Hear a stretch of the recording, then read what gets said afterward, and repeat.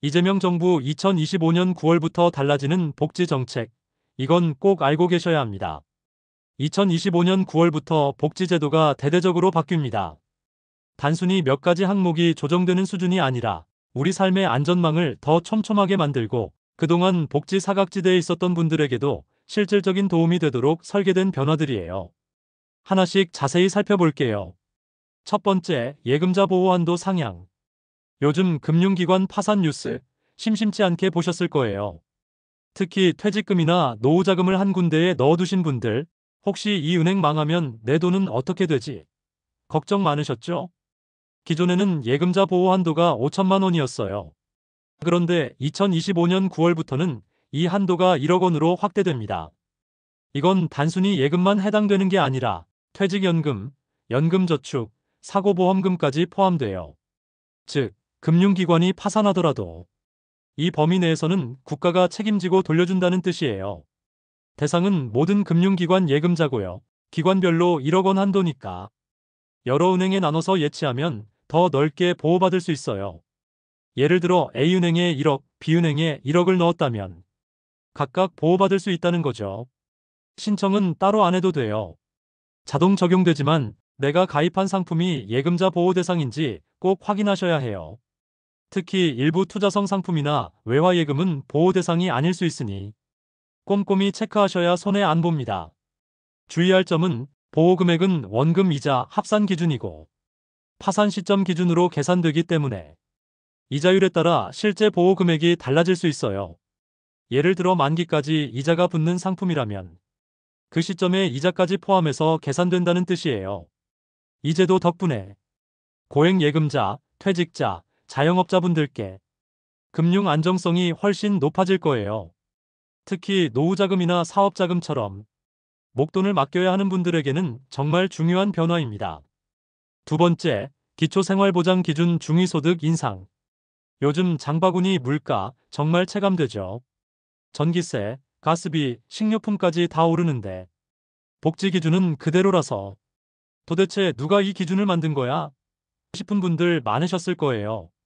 그래서 2025년 기준 중위소득이 6.42% 인상됩니다.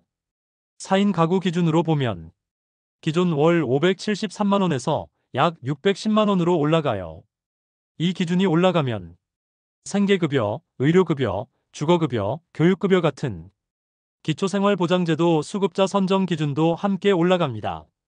즉, 작년엔 탈락했지만 올해는 기준이 올라서 수급 가능해진 분들이 많아질 수 있다는 거예요. 대상은 중위소득 30%에서 50% 이하 가구고요. 신청은 복지로 웹사이트나 주민센터 방문으로 가능해요. 가구원 수, 소득, 재산, 자동차 보유 여부 등 종합적으로 심사하기 때문에 단순히 월급만 보는 게 아니라 집, 차, 예금, 보험까지 다 따져요. 특히 올해는 자동차 소득 환산율이 변경돼서 차량이 있어도 수급 가능성이 높아졌어요. 예전엔 차만 있어도 탈락했는데 이제는 차종, 연식, 사용 목적까지 고려해서 좀 더 현실적인 기준으로 바뀐 거예요. 단, 재산 기준은 지역마다 다르니까 꼭 확인하셔야 해요. 서울과 지방은 기준이 다르고 농촌 지역은 또 다른 기준이 적용되니까 내가 사는 곳 기준으로 확인하는 게 중요합니다. 이번 인상으로 복지 사각지대에 계셨던 분들도 실질적인 생활 안정을 기대할 수 있어요. 특히 맞벌이인데도 생활이 빠듯한 가구, 자녀 교육비로 지출이 많은 가구에게는 큰 도움이 될 수 있습니다. 세 번째, 긴급복지지원금 대상 확대. 살다 보면 정말 예상치 못한 일이 생기잖아요. 갑자기 실직하거나 폐업하거나 가정에 큰일이 생기면 당장 다음 달 월세 어떻게 내지? 막막해지죠. 기존엔 긴급복지지원금 대상이 실직, 가족부양 의무자 부재 같은 제한적인 상황만 해당됐어요. 그래서 자영업자나 비정규직 근로자들은 지원받기 어려운 경우가 많았죠. 2025년 9월부터는 자영업 폐업, 급격한 채무 증가, 가정폭력 피해까지도 긴급복지지원 대상에 포함됩니다. 대상은 중위소득 75% 이하 가구고요. 위기 상황 발생 후 3개월 이내에 신청하셔야 해요. 신청은 주민센터나 복지로 웹사이트에서 가능하고 폐업 신고서, 진단서, 채무증명서 같은 증빙 서류가 꼭 필요합니다. 주의할 점은 신청일 기준으로 위기 상황이 발생했는지가 중요해요. 예를 들어 폐업한 지 6개월 지나면 지원 대상에서 제외될 수 있어요. 지급은 최대 6개월까지 가능하고 그 이후엔 재심사를 통해 연장 여부가 결정됩니다. 이 제도 덕분에 갑작스러운 위기 상황에서도 최소한의 생계 유지가 가능해지고 자영업자, 비정규직 근로자 보호도 훨씬 강화돼요. 특히 코로나 이후 자영업 폐업률이 높아진 상황에서 이런 제도 개선은 정말 반가운 소식입니다. 네 번째, 아동 청소년 복지 확대. 요즘 아이 키우는 집들, 교육비 부담 정말 크죠. 사교육은 물론이고 문화예술체육 활동까지 챙기려면 월급이 그대로여도 지출은 계속 늘어나요. 기존 아동수당은 만 8세까지만 지급됐는데 2025년 9월부터는 만 10세까지 확대됩니다. 이제 초등학교 3, 4학년까지도 수당을 받을 수 있다는 거예요. 출생신고만 하면 자동 지급되니까 따로 신청할 필요는 없고요. 매월 일정 금액이 계좌로 들어옵니다. 그리고 새롭게 생기는 제도가 있어요. 바로 청소년 자기개발 바우처입니다. 중위소득 80% 이하 가구의 청소년에게 연 30만 원 한도로 바우처가 지급돼요. 이걸로 문화예술 체육 온라인 교육 같은 자기개발 활동에 사용할 수 있어요. 예를 들어 미술학원, 피아노 레슨, 온라인 코딩 수업, 도서 구입, 박물관 입장료 등 다양한 곳에서 활용 가능해요. 단, 사용처는 지정된 기관이나 플랫폼으로 제한되기 때문에 바우처를 받으면 어디서 쓸 수 있는지 꼭 확인하셔야 해요. 신청은 교육청 또는 복지로 웹사이트에서 가능하고 가구 소득 기준, 자녀 나이, 학교 재학 여부 등을 확인해서 지급됩니다. 주의할 점은 연간 한도 내에서만 사용 가능하고 미사용 시 2월은 안 돼요. 즉, 올해 못 쓰면 내년으로 넘길 수 없다는 뜻이에요. 이 제도 덕분에 저소득층 청소년들도 다양한 경험을 할 수 있고 자존감 향상, 진로 탐색, 사회 참여 기회가 훨씬 넓어질 거예요. 단순히 수당을 주는 게 아니라 아이들이 스스로 성장할 수 있는 기반을 만들어주는 정책입니다. 다섯 번째, 주거 복지 개선. 요즘 전세 사기 뉴스 보면 정말 무섭죠. 보증금 수억 날린 분들, 월세 부담에 허덕이는 청년들. 주거 불안정은 단순한 불편이 아니라 생존의 문제예요. 2025년 9월부터는 주거급여 수급 기준이 완화되고 공공임대주택 공급 확대, 전세 보증금 반환 보증 가입 지원도 강화됩니다. 먼저 주거급여는 중위소득 45% 이하 가구가 대상이에요.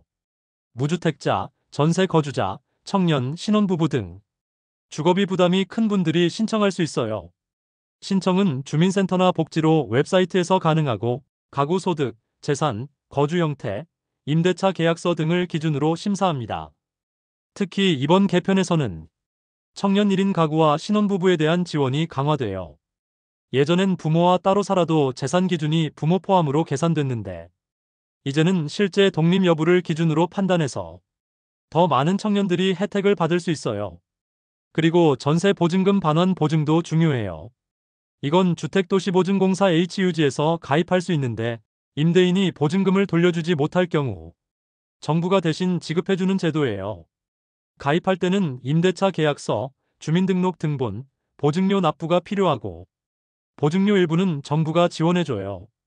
특히 고령자, 청년, 저소득층은 보증료 부담이 줄어들 수 있어요. 이 제도 덕분에 주거 안정성 강화, 전세 사기 피해 예방, 청년 신혼부부의 자립과 독립 지원까지 기대할 수 있어요. 단순히 집을 구하는 게 아니라 안전하게 지속적으로 살 수 있는 기반을 만들어주는 정책입니다. 여섯 번째, 어르신 복지 강화. 우리나라 고령화 속도 정말 빠르죠. 65세 이상 인구가 전체의 20%를 넘어서면서 노인 빈곤율, 돌봄 공백 문제가 점점 심각해지고 있어요. 2025년 9월부터는 기초연금 월 최대 45만 원으로 인상됩니다. 기존엔 단독 가구 기준 34만 원대였는데 이제는 물가 상승률을 반영해서 더 현실적인 금액으로 조정돼요. 대상은 만 65세 이상 소득 하위 70% 어르신이고 기초연금은 국민연금공단에서 자동 심사돼요. 따로 신청하지 않아도 국민연금 가입 이력, 소득 재산 기준 등을 바탕으로 수급 여부가 결정됩니다. 그리고 독거노인 돌봄 서비스도 확대돼요. 거동이 불편하거나 가족과 떨어져 사는 어르신들에게 방문 돌봄, 식사 지원, 말버 서비스 등이 제공됩니다. 신청은 주민센터나 노인복지관에서 가능하고 지역별로 제공 기관이 다르기 때문에 내가 사는 동네에 어떤 서비스가 있는지 꼭 확인하셔야 해요. 또한 경로당 프로그램 예산도 증액돼서 문화활동, 건강관리여가 프로그램이 더 다양해질 예정이에요. 예전엔 단순히 TV 보고 식사하는 공간이었다면 이제는 활동 중심의 커뮤니티 공간으로 바뀌는 거죠. 이 제도 덕분에 어르신들의 노후 소득 보장, 고림 예방, 지역사회 기반 돌봄 체계 강화가 기대됩니다. 단순한 복지가 아니라 존엄한 노후를 위한 사회적 안전망이에요. 7번째, 의료건강복지 개선. 요즘 병원비 부담 정말 크죠. 특히 응급실, 분만, 소아 진료 같은 필수 의료 분야는 인력도 부족하고 비용도 높아요.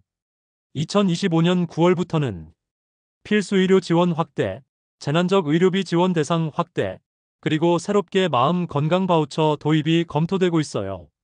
먼저 필수 의료 지원은 응급실, 분만실, 소아과 같은 의료 공백이 생기기 쉬운 분야에 인력과 예산을 집중 투입하는 정책이에요.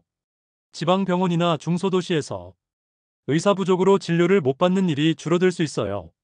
그리고 재난적 의료비 지원은 중위소득 100% 이하 가구가 대상이고 암, 희귀질환, 중증 질환 등 치료비가 연간 소득의 40% 이상일 경우 정부가 일부를 지원해주는 제도예요.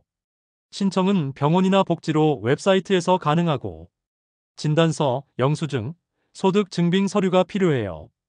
지원 한도는 연간 기준으로 정해져 있고 질환 종류에 따라 차등 적용됩니다. 그리고 마음 건강 바우처는 정신건강 상담이 필요한 분들에게 상담비를 지원해주는 제도예요.